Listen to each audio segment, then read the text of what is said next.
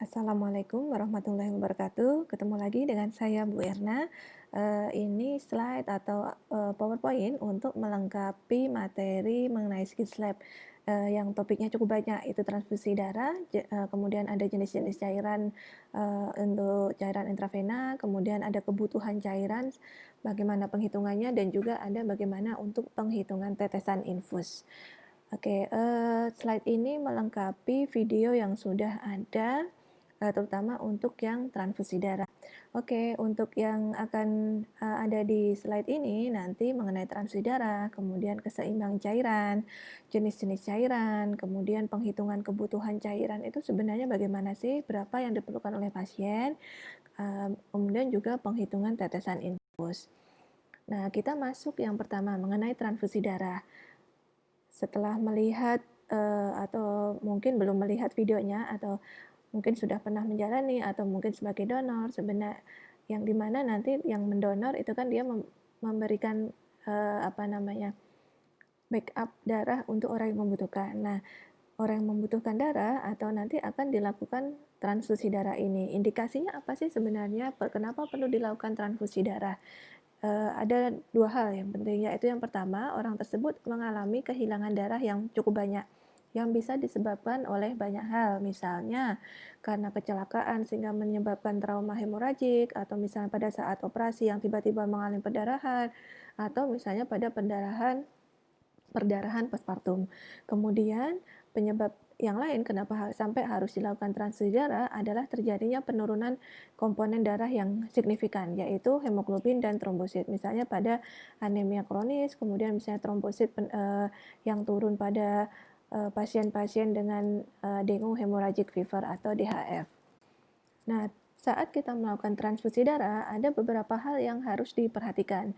Yang pertama adalah pemberiannya itu tidak boleh terlalu cepat, karena ada kemungkinan bahwa jantung pasien mungkin tidak dapat mengkompensasi pertambahan volume darah dalam waktu yang singkat. Nah, kalau misalnya volume darahnya yang ditambahkan terlalu cepat, maka kerja jantung juga akan semakin cepat, sehingga bisa menimbulkan gambaran kepayahan jantung dalam memompa darah. Kemudian saat kita mau memberikan harus benar-benar dicek golongan darahnya apa, resusnya apa. Karena apa? Karena kalau misalnya terjadi salah pemberian, di mana jenis dan tipe darah yang tidak sesuai, maka akan dapat menimbulkan reaksi-reaksi patologis seperti alergi atau bahkan bisa sampai terjadi koagulasi transfusi yang efeknya bisa menyebabkan kematian. Kemudian bisa terjadi kontaminasi bakteri atau parasit saat proses transfusi, baik dari pendonor yang bisa menimbulkan reaksi fatal pada resipiennya. Jadi misalnya kalau yang zaman dulu di mana prosesnya itu belum sampai seperti sekarang, sehingga misalnya orang dengan HIV itu bisa tidak terdeteksi, bisa kemudian dia melakukan donor. Nah, kemudian ada yang mendapatkan transfusi dari donor yang menderita HIV tersebut, maka dia bisa menjadi atau terinfeksi juga menjadi HIV. Seperti itu. Nah, kemudian berapa yang harus diberikan pada pasien? Jumlah darahnya sebenarnya berapa sih? Gitu. Jadi untuk koreksinya secara umum, koreksi itu bisa dilakukan dengan whole blood atau darah lengkap, kemudian koreksi dengan packed red cell atau darah merah yang sudah diendapkan. Gitu. Nah, untuk rumusnya sama sebenarnya ya, baik dengan koreksi whole blood ataupun dengan PRC. Kita mengambil patokan HB ideal itu adalah 12 untuk baik pada pasien wanita ataupun pada pasien laki-laki. Kemudian rumusnya adalah misalnya pada dewasa itu HB ideal di sini adalah 12 dikurangi dengan HB sekarang yang tentu saja harus berdasarkan nilai lab, dikalikan berat badan pasien, kemudian dikalikan 7. Itu untuk dewasa. Sedangkan pada anak-anak itu dikalikannya 8. Jadi misalnya ada pasien yang mengalami postpartum bleeding, kemudian HB-nya hanya menjadi 7 dan berat badannya 50, maka yang dibutuhkan adalah 12 dikurangi 7 dikalikan 50 dikalikan 7. Nah, hasilnya berapa berarti? 12 kurangi 7, 5. 5 dikalikan tadi berat badannya 50 berarti 250. Kemudian dikalikan 7 gitu. Oke, bisa dihitung sendiri ya. Nah, kemudian sekarang apa saja sebenarnya untuk yang transfusi itu jenis-jenisnya apa saja? Yang pertama bisa whole blood tadi untuk darah lengkap, kemudian PRC, kemudian white blood cell. Nah, itu ada kegunaannya masing-masing, kemudian isinya apa, nanti bisa dibaca lebih lanjut dan juga bagaimana proses pemberiannya. Gitu. Jadi misalnya untuk darah lengkap itu terdiri dari 500 mili dari untuk semua komponennya, baik sel darah merah, sel darah putih, ada plasma, platelet, faktor pembekuan, dan sebagainya. Nah, whole blood itu biasa digunakan untuk pasien-pasien yang mengalami kehilangan darah dan juga kehilangan kemampuan kapasitas untuk membawa oksigen, terutama akibat perdarahan. Kemudian untuk PRC itu volume yang tersedia atau set yang tersedia itu 250 ml. Jadi kalau misalnya setelah dihitung butuhnya 500 ml atau 400 ml, maka dibutuhkan 2 pack gitu. Nah, untuk kenapa diberikan PRC ini adalah untuk meningkatkan jumlah atau massa sel darah merah, di mana ini biasanya pada pasien-pasien untuk yang mengalami anemia kronis, tapi bukan karena nutrisi atau bukan karena efek dari pemberian obat. Kemudian untuk pemberiannya whole blood dan PRC ini maka harus benar-benar memperhatikan golongan darah dan juga resusnya. Itu. Kemudian untuk pemberiannya itu sampai dengan 4 jam. Karena tadi bisa diingat kalau misalnya terlalu cepat maka bisa meningkatkan kerja jantung. Kalau misalnya tidak terkompensasi maka bisa menimbulkan efek yang fatal pada pasien. Kemudian dari setnya juga dengan menggunakan set yang tipe Y atau Y. Ya, dan 1 unit itu bisa meningkatkan 1 gram molekul per desiliter. Jadi biasanya kalau dalam 500 itu disebutkan dalam satu referensi, maka dia bisa meningkatkan sampai ke 12. Oke, sekarang kita lanjutkan jenis-jenis untuk transfusi darah yang lain. Tadi di slide sebelumnya ada whole blood, ada PRC, kemudian ada untuk yang sel darah putih. Nah, yang ini ada platelet, kemudian ada FFP atau fresh frozen plasma, kemudian ada gabungan antara albumin gitu. Nah, untuk di dalam platelet itu 1 unitnya itu terdiri atau berisi 35 sampai 50 ml untuk sedimen-sedimen platelet dari sel darah merah atau dari plasma. Kemudian penggunaannya adalah karena ada perdarahan, misalnya karena ada trombositopeni di mana nilai trombositnya menurun, kemudian ada penurunan jumlah angka platelet, kemudian atau misalnya ada angka platelet yang tidak normal, misalnya pada pasien leukemi atau pada pasien anemia aplastik atau pada pasien DIC, disseminated in coagulation. Kemudian ada misalnya karena post transfusi trombositopeni. Kemudian jenis yang lain untuk yang transfusi itu adalah dengan FFP. Nah, pada FFP ini 1 unitnya itu terdiri dari 200 sampai 250 plasma dan faktor pembekuan. Indikasinya diberikan FFP ini adalah pada pasien perdarahan di mana ada defisiensi faktor koagulasi. Kemudian karena ada purpura trombositopeni. Nah, pemberiannya atau yang harus diperhatikan adalah ini harus sesuai dengan golongan darah, tapi resus tidak sesuai tidak apa-apa untuk yang frozen plasma. Kemudian langsung bisa menggunakan IV line yang ada dan diberikannya secara cepat. Kemudian yang harus diperhatikan efek sampingnya adalah dapat menyebabkan hipokalsemi sehingga perlu diperhatikan karena apa? Karena FFP ini dia terikat dengan kalsium gitu sehingga kalau misalnya ditambahkan itu bisa beresiko terhadap hipokalsemia. Oke, itu ya. Kemudian albumin, album ini satu unitnya terdiri dari 5% albumin di dalam 250 albumin. Kemudian untuk indikasinya adalah pada pasien-pasien yang mengalami kehilangan volume darah dan cairan yang dalam waktu sangat singkat, misalnya karena ada trauma atau ada luka bakar yang derajatnya tinggi, kemudian ada perdarahan atau ada hipoproteinemia. Nah, kemudian untuk pemberian albumin ini ABO atau Rhesus itu kompatibilitasnya tidak diperlukan, sehingga tidak harus memperhatikan golongan darahnya apa, Rhesusnya apakah positif atau negatif.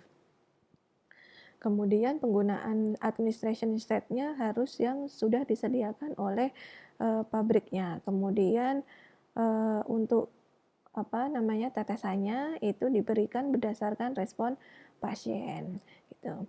Nah, kalau misalnya kita melihat dua hal tadi, secara umum yang harus diberikan golongan darah dan RH itu yang platelet, kemudian whole blood cell dan juga PRC itu ya. Kemudian untuk pemberiannya juga harus diperhatikan apakah harus menggunakan set yang khusus untuk transfusi, ini yang misalnya untuk whole blood dan untuk PRC. Beberapa misalnya FFP itu tidak perlu, tapi langsung dari set infus biasa tidak apa-apa. Oke, sebelum kita masuk ke keseimbangan cairan, ada baiknya kita memahami dulu untuk di dalam tubuh itu komposisi cairannya sebenarnya seberapa banyak sih gitu. Nah, untuk pada perempuan itu komposisi cairan itu sebanyak 55%, sementara pada laki-laki itu 60%, di mana dari 60% tersebut 2/3-nya adalah cairan intraseluler, kemudian sepertiganya adalah cairan ekstraseluler. Di sepertiga bagian cairan ekstraseluler ini 80% itu cairan interstisial dan 20%-nya adalah plasma. Untuk bagaimana fungsinya dan sebagai mana yang lain, saya kira sudah pernah dipelajari di blog sebelumnya ya. Nah, kemudian untuk kenapa kita harus melakukan keseimbangan cairan? Apa saja yang harus kita periksa? Nah, ini ada komponen-komponen untuk penghitungan keseimbangan cairan. Yang pertama, kita harus melakukan pemeriksaan dari tanda-tanda klinis, berat badan, kemudian keluaran urin. Kemudian menghitung antara berapa banyak masukan, berapa pengeluarannya, dan juga dengan pemeriksaan kimia darah. Nah, untuk pemeriksaan tanda klinis, itu yang pertama kita bisa mengecek apakah pasiennya merasa kehausan atau tidak. Untuk dehidrasi awal itu biasanya atau yang masih tingkatnya rendah, pasien akan merasa haus. Tapi untuk dehidrasi yang tingkatnya sudah berat, pasien sudah tidak merasakan haus lagi karena memang sudah benar-benar terasa lemas. Kemudian apakah terjadi sulit bicara, bingung, atau sampai depresi. Kemudian yang mudah itu kita bisa lihat apakah membran mukosa mulutnya itu terlihat kering dan bibirnya pecah-pecah. Kemudian kita juga harus melakukan observasi tanda-tanda vital, yaitu nadi, tekanan darah, kemudian RR, seperti itu. Kemudian juga kita harus mencek kapilari refill time. Jadi saya kira juga sudah tahu prosedurnya, jadi kita cek di kuku, di pencet sebentar, kemudian apakah kembali dengan cepat kurang dari 2 detik atau lebih dari 2 detik. Kalau misalnya lebih dari 2 detik, maka ada indikasi bahwa kekurangan cairan. Selanjutnya elastisitas kulit. Nah, kita wajib memeriksa elastisitas kulitnya. Apakah masih elastis atau tidak, bisa di telapak tangan atau kalau pada lansia bisa di bagian jidatnya. Kemudian keluaran urin, kita bisa tanyakan kalau misalnya pasiennya tidak menggunakan kateter urin, kita bisa tanyakan warnanya apa. Kalau semakin pekat, nah berarti ada kemungkinan cairan di dalam tubuhnya kurang. Juga volumenya. Normalnya adalah pengeluaran urin itu 1 ml per kilogram berat badan per jam. Gitu ya, dengan range normalnya sekitar setengah sampai 2 ml. Jadi kalau misalnya satu hari BAK-nya hanya 2 kali terus sedikit, nah mungkin karena cairannya di dalam tubuh kurang. Nah, setelah kita tahu tadi keseimbangan cairan, kemudian kita melihat pasiennya juga mengalami kekurangan cairan, maka salah satu terapi yang diberikan selain dengan cairan peroral dengan menggunakan cairan intravena. Secara garis besar ada 2 jenis, yaitu cairan koloid dan cairan kristaloid. Jadi untuk cairan koloid itu tujuannya atau manfaatnya adalah untuk mempertahankan volume darah. Namun penggunaannya masih terbatas karena mahal. Dan juga prosedur penyimpanannya lebih lebih riweh gitu. Jadi lebih rigid dibandingkan dengan cairan kristaloid, dan batas kadaluarsanya juga lebih cepat gitu. Kemudian contohnya adalah misalnya dextran, hetastarch, kemudian sulfur albumin. Untuk kristaloid itu merupakan cairan yang paling sering digunakan untuk fase pre-hospital. Jadi cairan kristaloid adalah cairan-cairan yang mengandung elektrolit, misalnya natrium, natrium, kemudian kalium, kalsium, klorida, seperti itu. Dan sedikit mengandung protein. Kalau yang koloid tadi dia banyak mengandung protein dan molekulnya besar. Kemudian untuk kristaloid ini ada 3 jenis, yaitu isotonis, hipertonis, dan hipotonis. Contoh-contohnya untuk cairan kristaloid, jadi ada NaCl 0,45%, termasuk cairan yang hipotonik 0,45, karena sama-sama misalnya di bawahnya 0,9% NaCl itu cairannya yang dia termasuknya isotonik. Kemudian penggunaannya pun juga berbeda-beda. Misalnya tadi 0,45% NaCl dia termasuk cairan yang hipotonik. Nah, penggunaannya adalah untuk hidrasi yang hipotonik. Jadi untuk menggantikan sodium dan klorida. Misalnya pada pasien-pasien diabetes yang mengalami hiperosmolaritas gitu. Kemudian ini yang perlu diperhatikan saat pemberian NaCl 0,45% itu jika terlalu banyak digabungkan dengan darah selama transfusi, maka akan dapat menarik air sehingga sel tersebut bisa ruptur.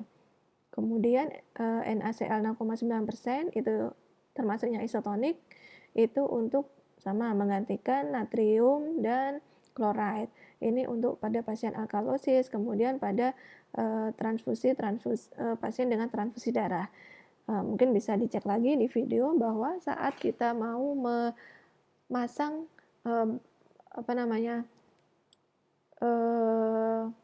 transfusi darahnya, nah itu harus kalau misalnya sebelumnya tidak menggunakan NaCl, maka harus dibilas dulu dengan NaCl 100 sampai 200 ml. Begitu juga setelah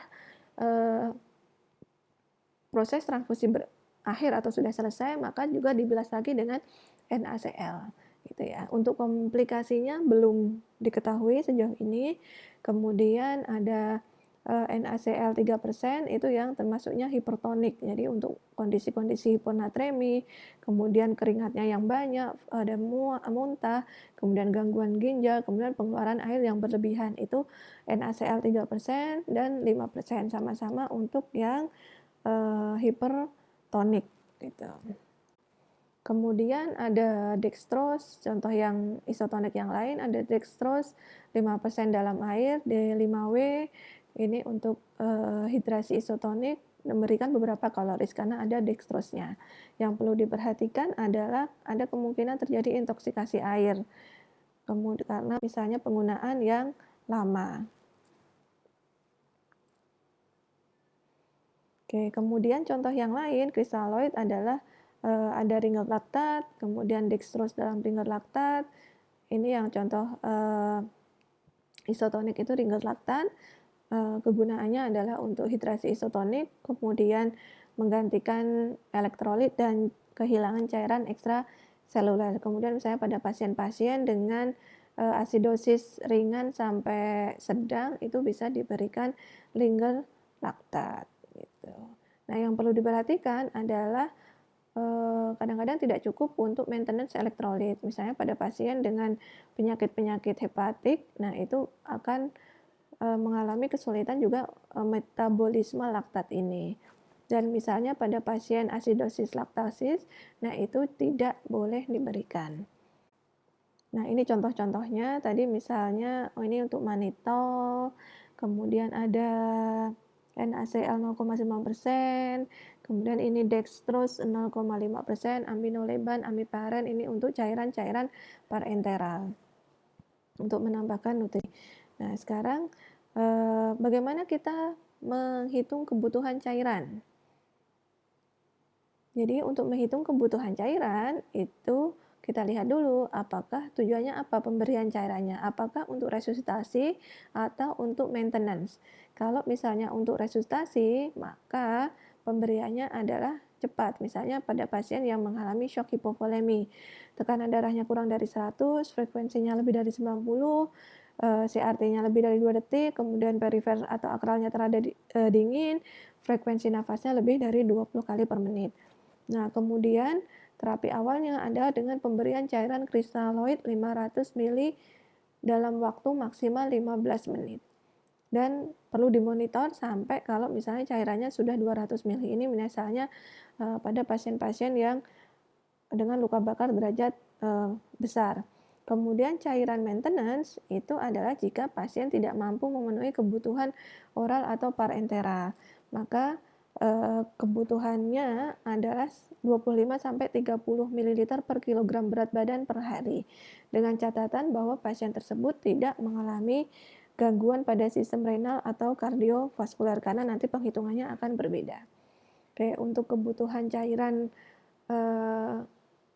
orang normal itu tadi 25-30 ml per kilogram berat badan per hari, kemudian kebutuhan natriumnya 0,9 sampai 1,2 milimol per kilogram berat badan per hari, kemudian untuk potasium itu 1 milimol per kilogram berat badan per hari. Nah, ini yang terakhir adalah untuk penghitungan tetesan infus. Bagaimana rumusannya? Untuk penghitungan tetesan infus itu adalah jumlah cairan yang dibutuhkan. Tadi berarti menghitung berdasarkan kebutuhan tadi dalam mililiter dikalikan faktor tetes atau tetes per menit, kemudian dibagi total waktu pemberian. Ini untuk maintenance ya, karena tadi kalau misalnya resusitasi itu tidak perlu dihitung, langsung diguyur. Tapi kalau untuk maintenance maka perlu pakai rumusan. Misalnya pada satu pasien diinstruksikan untuk diberikan cairan sebanyak 1.200 ml dalam 12 jam. Kemudian menggunakan infuset makro. Nah, infuset makro ini yang menjadi faktor tetes atau tetes per menitnya, apakah makro atau mikro. Kemudian dari kebutuhan tersebut berapa tetes per menit yang harus diberikan kepada pasien. Nah, jumlah cairan yang dibutuhkan ini berarti 1.200. Sudah ada ya, kecuali kalau misalnya harus menghitung sendiri. Dalam 24 jam itu 1.200, dalam 12 jam dibutuhkan 1.200. Berarti masukkan ke sini jumlah cairan yang dibutuhkan 1.200 ml per menit. Kemudian faktor tetesnya ini menggunakan makro, maka 15 tetes per menit. Kemudian dibagi waktu. Nah, waktunya kan dia harus habis dalam 12 jam. Maka jamnya kita jadikan menit. 12 dikalikan 60. Ketemunya adalah 25 tetes per menit. Ya, gitu ya. Kita sudah tadi belajar cukup banyak. Untuk slide ini ada 4 dari transfusi darah, kemudian cairan tubuh, jenis-jenis cairan, kemudian sampai ke penghitungan tetesan infus. Mudah-mudahan bermanfaat apa yang sudah disampaikan dan bisa dipelajari atau bisa diterima dengan baik. Kita akhiri. Alhamdulillahirrabbilalamin. Assalamualaikum warahmatullahi wabarakatuh.